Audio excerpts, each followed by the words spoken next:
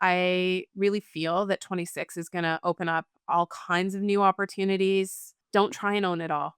Own the parts that you know you can influence, and then figure out who needs to stand beside you and above you to make the rest of this shape the culture.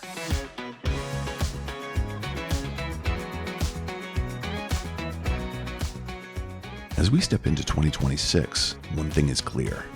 Employer branding is entering a new chapter. EVP can no longer live as a recruitment message.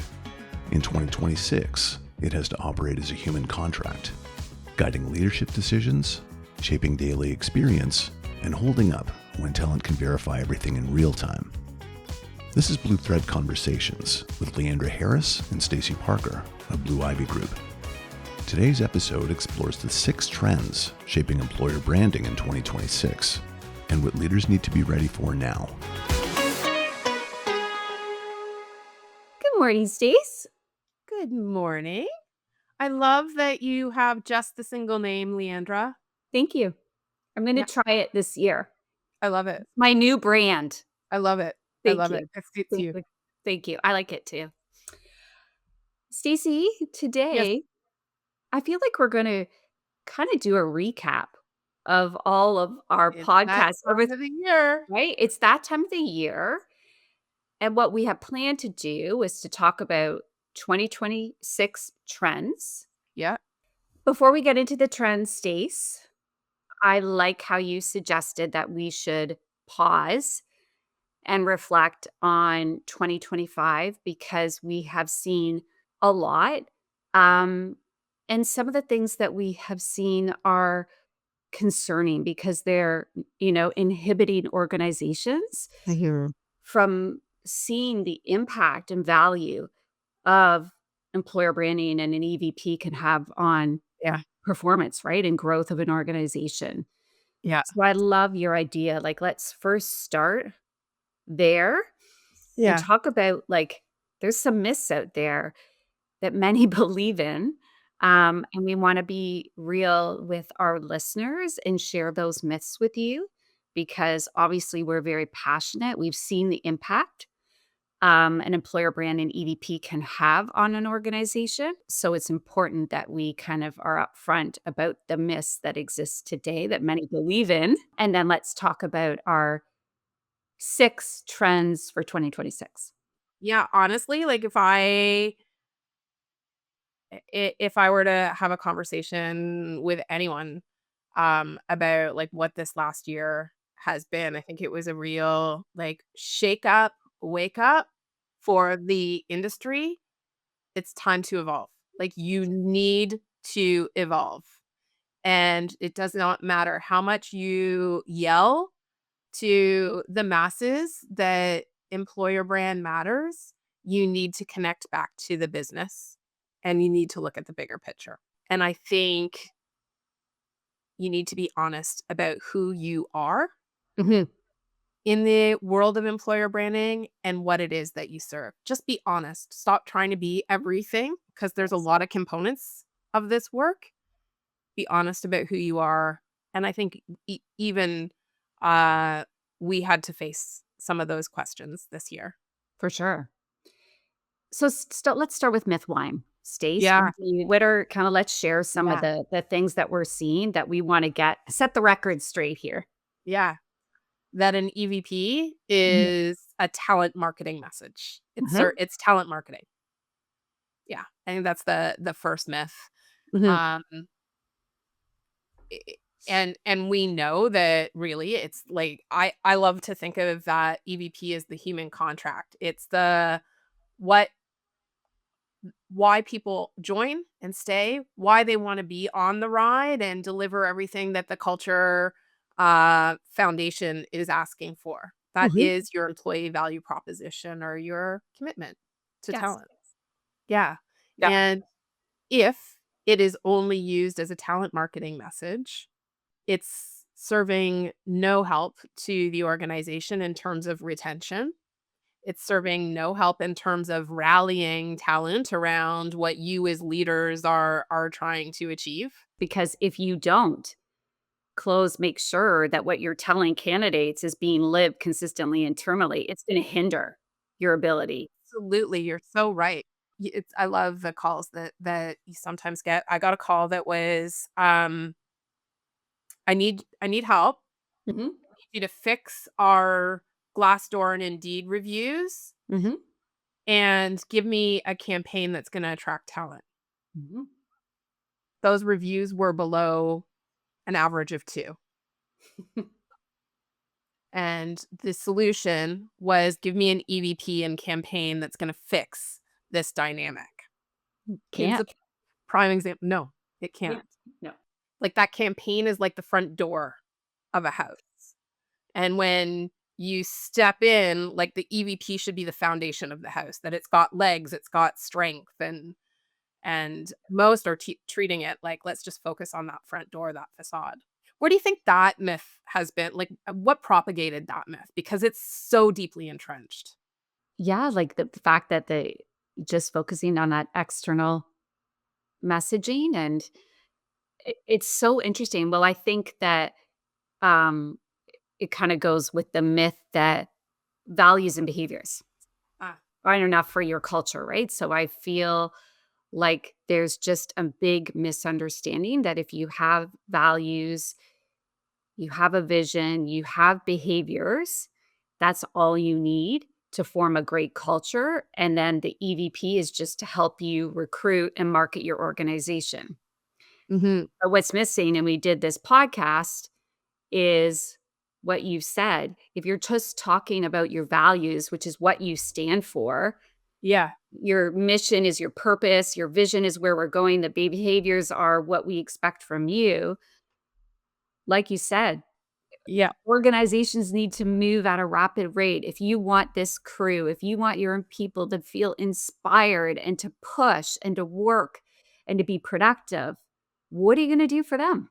mhm, You need that. It's just mhm. basic sense that we expect this from you. And in return, this is what Yeah, we are going to commit to you.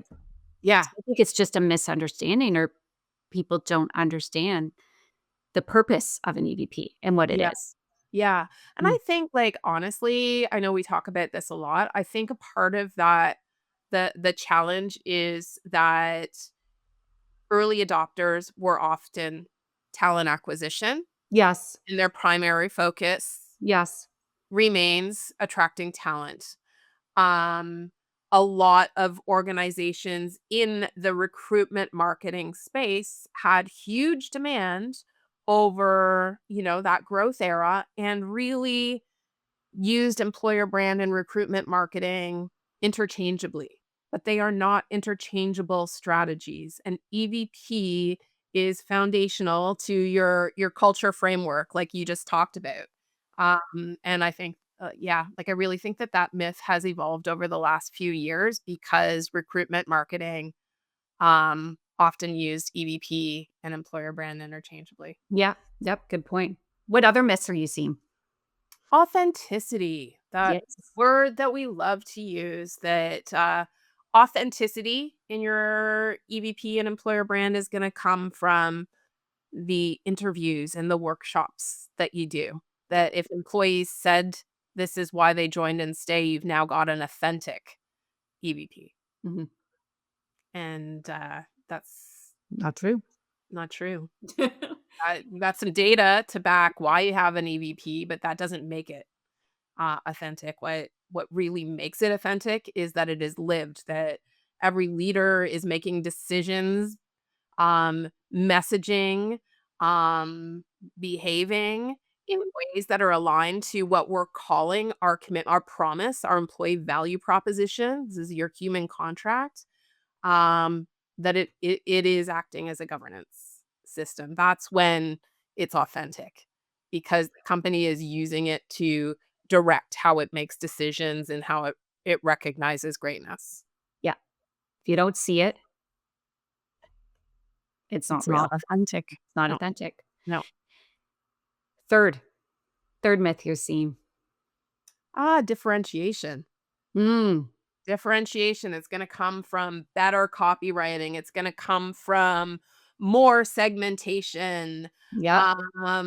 Let's go down as far as we can, and then we're differentiated from all of our competitors. And I think that's a big myth as well.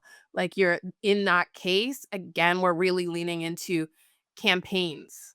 And campaigns are important. I never want us to, like, dissuade. There's a huge part of recruitment marketing that is employer brand strategy, but differentiation in your employer brands comes from the fact that you chose to double down on the programs that you are gonna have to support your growth culture, your collaboration culture.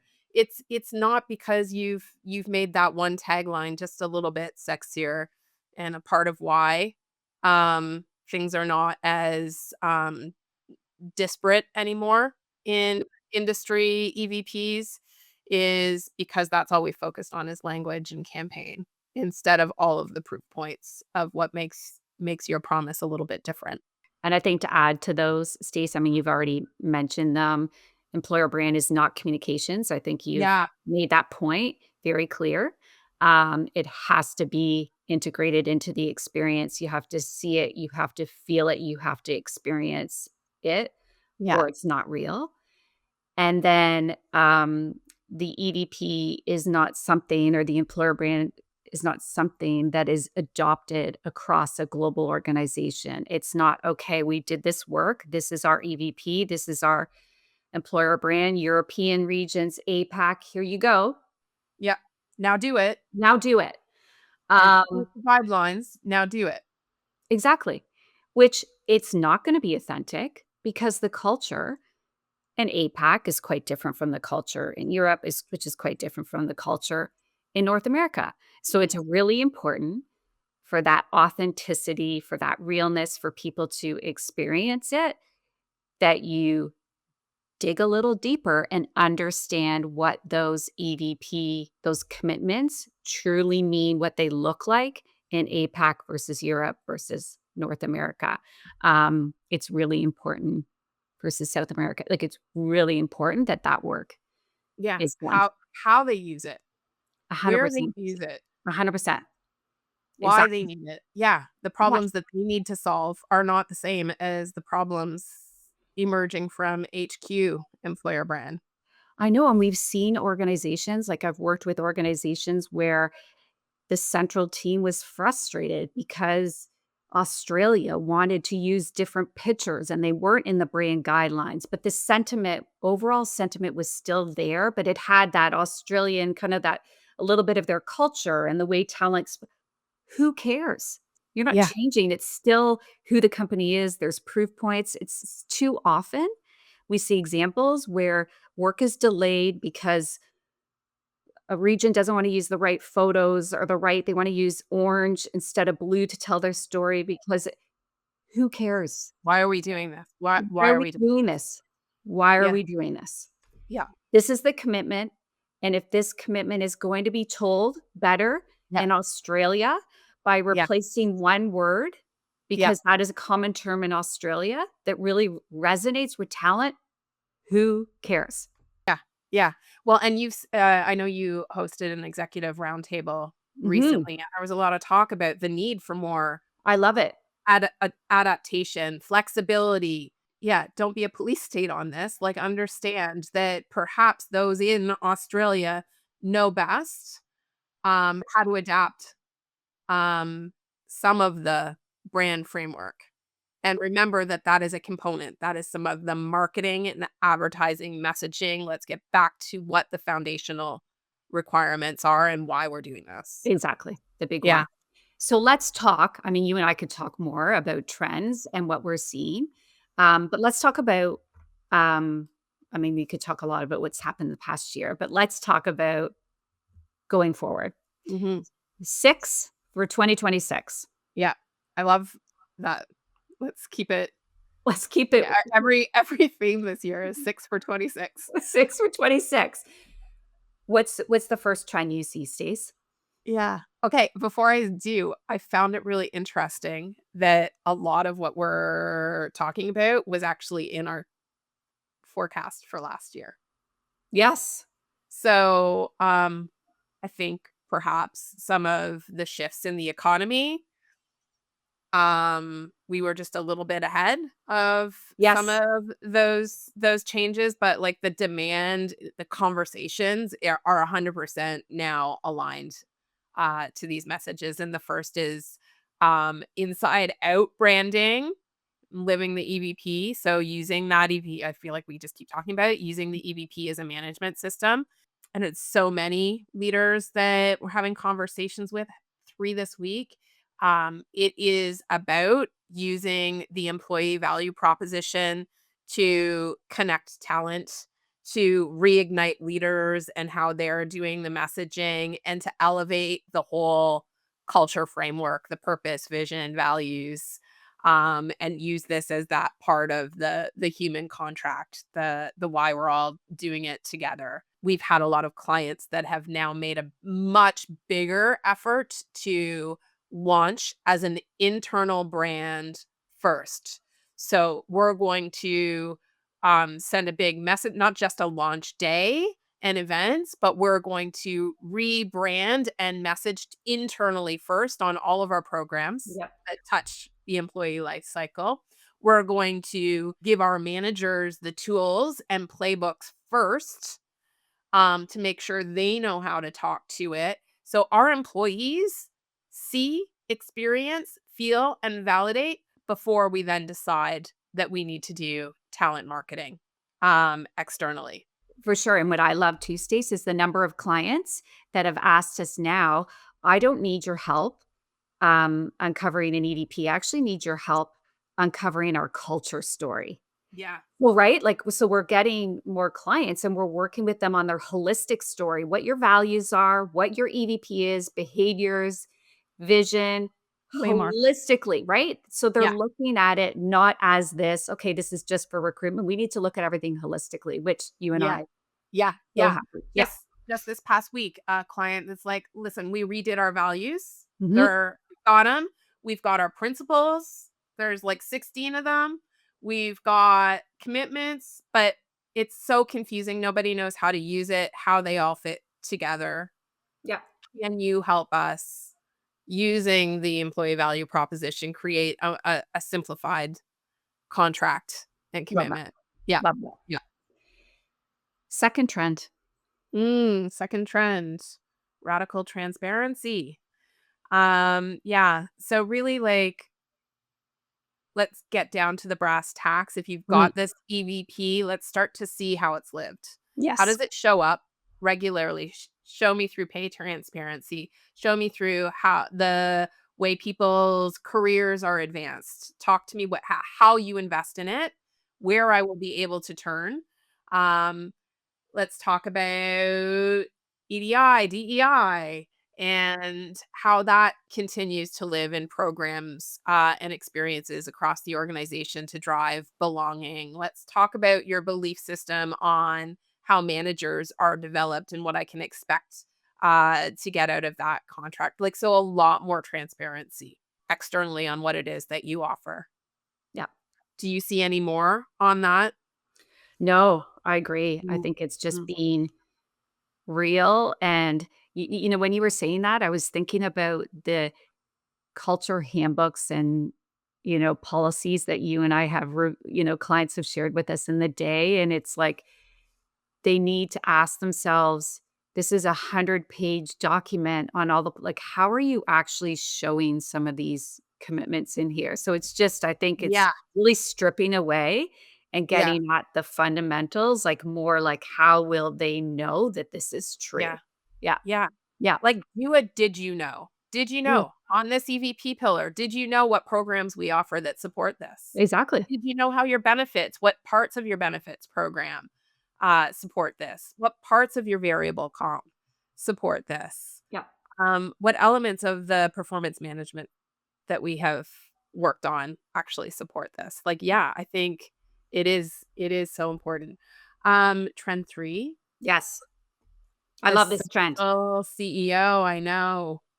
Gosh, like, right now, everyone wants to talk about employee brand ambassadors and all for it, but not as a just a content an added content No. system, like, let's think bigger. Yep. People join an organization, leave a leader.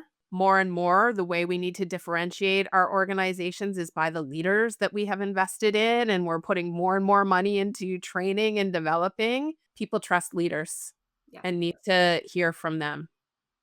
Talk a little bit about what you've seen because you've done so much work on what we'll call the social CEO.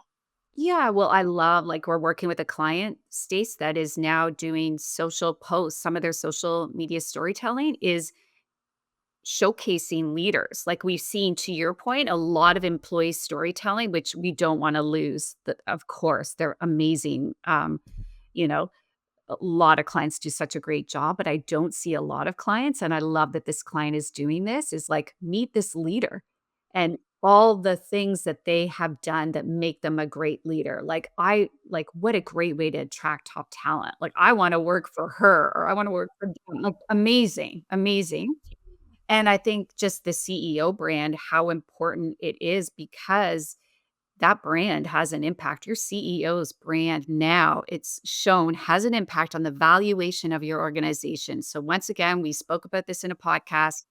If your CEO isn't posting regularly about culture and talking about culture as much as it's talking about products or services, that sends a message. Yeah, and it gives you a clear Yep. perspective on how culture, experience, and talent are valued. Yep. And we've seen a correlation between employer review scores and how often the CEO talks about culture. So very, very, Absolutely. yeah, very, very. Um, the fourth trend, I mean, I won't speak too much about it. Stace is just we need to have, continued employee advocacy. We need them to be involved in creating content, but you need to provide them the tools. Mhm. And you need to collaborate with them. And global organizations need to have those ambassadors, those co-creators of content. They need to engage. I really see head of TAs, CHROs, the ability to persuade and influence and get people excited about contributing to the employer brand, sometimes without having it's no longer you report to me, so you have to do this, because often organizations are so complex, they may not report to you. They often don't report to you, but you need to engage them and partner with them and get them excited, and know how to identify those people that have an incredibly strong network, can partner with you on storytelling. Yeah. So Yeah. we've seen a lot of Agreed. that's not going to go anywhere. And there's so many tools available now, like ARM, again, use that EVP as a framework so Mhm. that the same theme, the same, like, Yes. like arming a CEO with the message of the organization, there's key talking point that they will always stick to because that is the brand. So EVP is the brand in the sense that these are the kind of 3, 4 themes that we always want to drive home. Give that to your employees, but there's so many tools available now and let them have some freedom. Stop curating it to the Yes. nth degree where it doesn't feel like employees acting as ambassadors. It feels like you've put a picture and a highly curated quote and you've removed all of the Yes. magic of it and turned it into corporate messaging again. Give Yes. the freedom, have the trust in your employees. That's where the beautiful stories and the amplification actually comes out. I love that. And we see, remember there was an employee who went viral. They were an ambassador and they somehow linked their love for chocolate to the EVP at that organization. It was the most random post I've ever seen in my Oh, I don't even entire know this one. Oh, it was You'll hilarious. have to tell me. And it went viral. It was like and they just somehow put the link towards their love of chocolate and their Yeah. EVP, and they made it work. Yeah. It went viral, so I love it. Yeah. Trust your Yeah. people. Yeah. Um, Crisis proofing. yeah, crisis proofing, really important, and I think really succinctly making sure that if you already have developed relationships, if you're already talking about your culture as an executive team, that is one way for sure to future proof your organization against a crisis, right? Because you already have the relationships. It's one thing if they're used to seeing me, if I'm a CEO and they're used to seeing me talk about culture and how important my people are. And then when a crisis hits, I go out there and I say, I'm really sorry. You know how important culture is and people are. That will make people, hopefully the trust can be rebuilt more quickly because they know they've seen me before. They've heard me talk about culture and people. I think it's also important to have a plan. Like a crisis, the likelihood of a crisis, reputation crisis happening in your organization is extremely high. It's most often it's probably going to happen. The severity will, differ, but it will depend, but it will happen. Prepare for it. And I mean, we did a podcast on this. But yeah, what else would you say about future proofing? Yeah, well, and that issue of crisis management, like the reality this year, which we haven't really Yeah. talked about, and gosh, I don't want to go into it too much because everyone's talking about AI, but the reality is that prior really to 2025, you organizations could intentionally shape a lot of reputation Yes. through PR, Yes. through marketing, brand messaging. But with the advent of just how dramatically search has shifted to AI tools like ChatGPT, the employer brand is shaping so much of reputation. And when there is a massive restructuring that's not handled or messaged well, when there is um, pressure to sell or push, which a lot of leaders have to explore in tough markets, when there is a decision to shut down or restructure a part of business or a new leader comes in, these are all dramatic moments that will now really shift reputation. And people are loud about it. Your engagement scores aren't telling you the whole story. The reputation and story is actually being told externally. So, I think that we put it as trend 5, but it's starting to become, like, dramatically essential to watch, measure, and, manage. Yeah, and using the EVP as a change management tool Yes. will help you because if you have one post, only one post that Yeah. talks about how terribly they were treated or something they didn't like, that can make a huge difference on your reputation. I love that, and, like, there's been 2 conversations I've had just this week alone where either a new CEO came in. Yep. Probably the right CEO because they need to scale the business. The former founder CEO was always door open, Yes. inspirational in tone, and they're not experiencing that anymore. Yep. But there's no what's in it for me now as we're changing? What are my commitments to you? The messages are very much about the direction the company needs to take, but that new CEO is missing the piece, which is how you come along. And the former Yes. CEO had that. Yeah. Um, yeah, and there was another, which was a large organization that did a restructure. New CEO responsible for that restructure. Very intentional in telling people about what they could expect in terms of difficult changes, but again, didn't root the what they can expect in terms of his level of commitment to them as they went through the changes. For sure.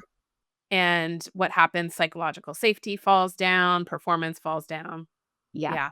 And we could Yeah. do a whole podcast on that, Stace. I think there's a lot of, strong analytical CEOs, C-suite out there, amazing at execution.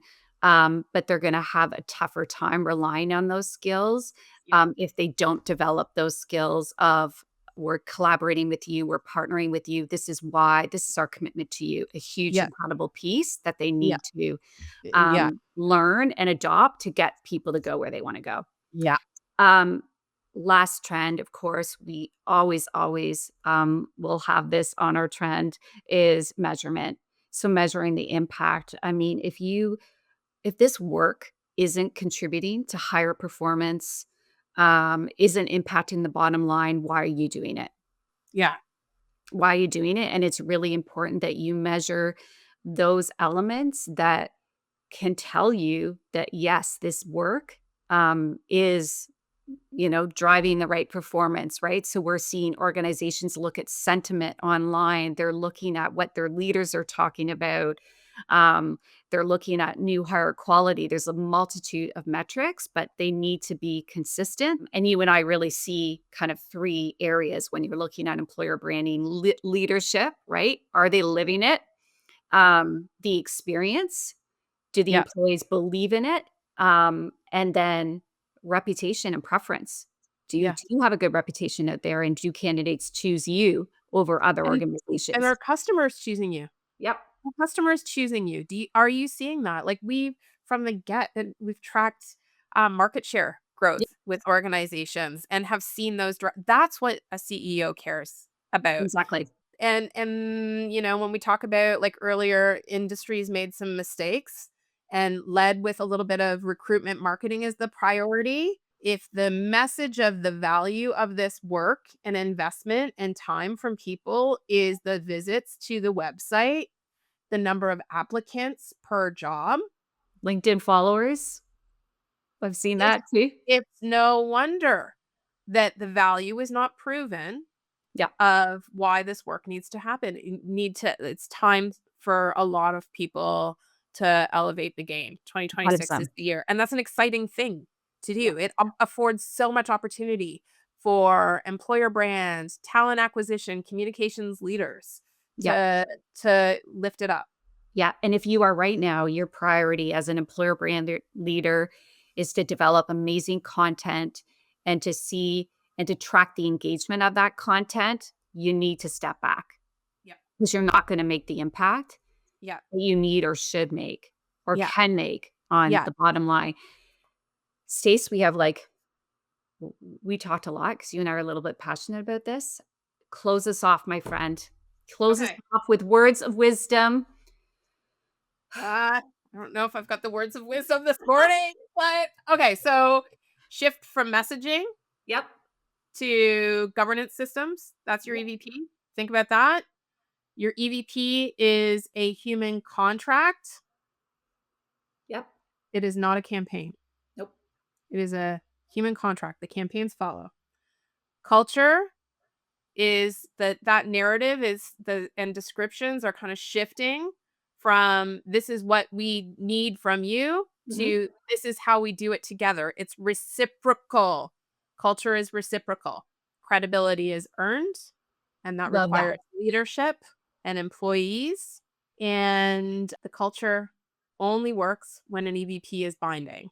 And I love this. Belief is your purpose. Values, behaviors tell you how we do it. Mhm. The experience tells you what you get out of it, and the outcome is business growth, Yep. client preference, and ultimately, we're looking at increased returns. So, belief, behavior, experience, outcomes. Those are the things we need to focus on with employer branding 26. Stace, excited, and to all of, like, listeners, do you know, like, Stacy and I, our team, like, we love collaborating on this, like, talking about this. People aren't alone, like, reach out to your network, right? Because we really are going to we're quite passionate about elevating the game in 2026 and working Yeah. with our clients to do that. So, Yeah, that's I'm the excited to continue partnering with you. Here's to year yeah. 14, my friend. Can you believe it? We were just babies. It's been wonderful to see how, there has been this real shift Yes. into much more meaning, much more impact, and the level that's now entrusted in employer branding, and I hope everyone that's invested so much time or those that of you that have been impacted this year by some Yeah. difficult company decisions, I really feel that 26 is gonna open up all kinds of new opportunities. Don't try and own it all. Own the parts that you know you can influence and then figure out, who needs to stand beside you and above you to make the rest of this, shape the culture. Yeah, and all those, like, love to all those champions out there that are doing a lot of great work. There's some There's so amazing much. employer branding leaders and HR leaders and people in comms. There's a lot of amazing people out there that are doing the right thing. We just see Yeah, opportunities for others, right? To they can yeah, do more. We know they yeah, can do it. yeah, So, yeah. yeah. I think it's an exciting year for everyone in this industry, and, yeah, I think the worst of it is behind, Yeah, and there's some exciting, bigger things ahead. yeah. All right. Let's do it. Thanks, Happy Stace. 2026.